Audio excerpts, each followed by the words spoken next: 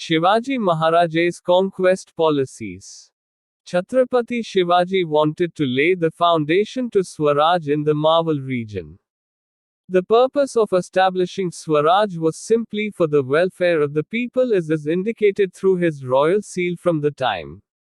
Shivaji was particular to not only pay homage to his father on the seal but mention the continuance of Swaraj even beyond his time. Before we learn about his conquest policies, let's briefly look at the major battles led by Shivaji. And the first big strike in this direction was through the Battle of Pratapgard in 1659. Battle of Pratapgard. Afzal Khan decided to instigate Shivaji through the destruction of temples in the nearby region, but was not really successful in the attempt and decided to attack with his army at Pratapgad. It was here that Shivaji indicated that he was not interested in a battle and was open to a discussion. Therefore, a meeting was arranged for both of them to meet unarmed. However, both were prepared for the worst. Khan was carrying a dagger underneath his coat to attack while seemingly hugging Shivaji. But this would not go as planned since Shivaji was wearing an armor and was carrying Vagnakha, tiger claw-like battle weapon. On the attempt to strangle Shivaji, Khan lost his life. Battle of Pavankhand. Since the Marathas were winning a lot of the battles in the region, the enemy parties decided to join hands to restrict their rise. While Shivaji was encamped at the Panhala Fort Kolhapur today, the Mughals with the support of the British decided to attack from the northern side through an alliance with Adil Shah in 1660. From the southern side, Abyssinian General Siddhi Johar was planning an attack. The supply for food and other resources were also blocked. This led to problems for the Maratha camp inside the fort. The battle led to the loss of Panhala fort and the loss of many lives, however Shivaji did manage to escape. Battle of Umbarkhand. This was the battle between Uzbek General Kartalab Khan and Shivaji in 1661.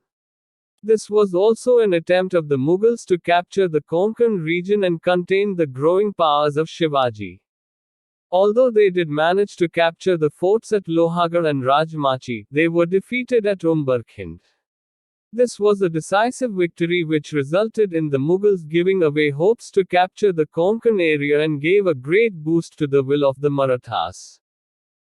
Battle of Pune. As mentioned earlier, Shivaji's residential palace of Lal Mahal was captured by Shaista Khan in 1660. In 1663, Shivaji infiltrated the palace hiding with a wedding procession. Merely an army of 200 Marathas killed Khans and other family members. Khan was able to escape but lost his thumb and was transferred to Bengal by Aurangzeb. Battle of Surat. This was a battle fought between Inayat Khan and Shivaji in 1664. This was an attack by Shivaji on Surat's Mughal Faujdar which lasted for around 3 weeks. It was from here that Shivaji and the Marathas looted from the Mughal and Portuguese for the development of the Maratha state in development. Battle of Sinhagad. In 1670, the Battle of Sinhagad was fought between Tanaji Malusare and Mughal fort keeper Udebhan Rathod for the capturing of the Kondana fort.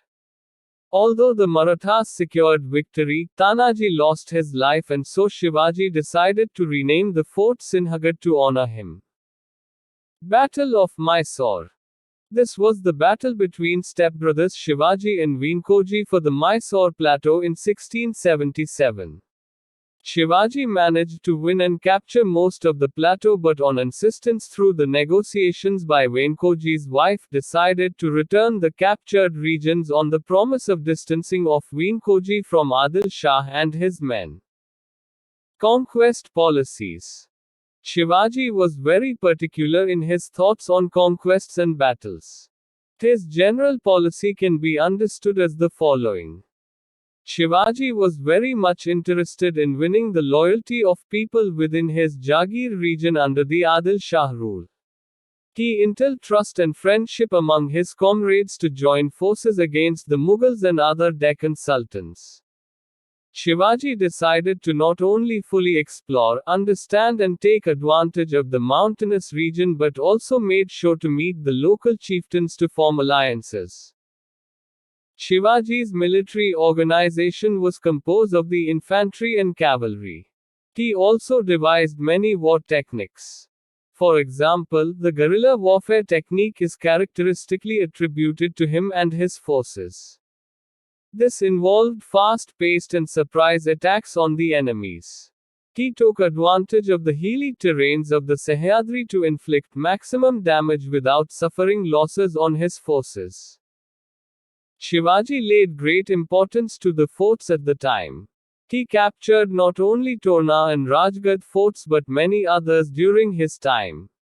For him, a fort was essential for protecting his own subjects from any attacks but also for monitoring nearby regions. Forts were important for the secure storage and maintenance of not only food grains but also ammunition as well as military garrison. Mention of this can be found in his Ajnapatra. Shivaji not only did capture many forts but also built many new hill forts. It is said that during his time, Swaraj had more than 300 forts. In fact, Shivaji had Karkhanis at Evert Fort for the overseeing and maintenance of storage at these forts. Shivaji also built sea forts like the Fort Padmadurga to lay a great front against the Siddhis. In order to tackle invasion attempts by the British at Surat and Rajapur region, the Siddhi as well as Portuguese from Goa, Shivaji was greatly insistent on maintaining and developing a powerful navy for the protection of the west coast.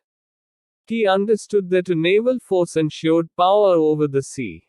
Shivaji had in his navy ships of different kinds including Galbat, Pal and Gurab. He also invested heavily for the development of the naval force. But like an insightful leader also understood later on through the Basna expedition that sea travel was not best suited for him and his men who suffered from seasickness. Shivaji's military policy is also important to note. For example, Shivaji ensured that the salaries of the personnel in the army was disbursed on time. Contrary to the practices of other medieval rulers of the time, Shivaji paid his soldiers in cash and not jagirs. It was Shivaji's policy to have all the wins of the wars be deposited with the administration. He also had a policy in place to look after the families of the army men who passed away in the battle. He also decorated the courageous soldiers for bravery shown on field. In fact, Shivaji was also careful in treating properly the soldiers captured in war or who had surrendered.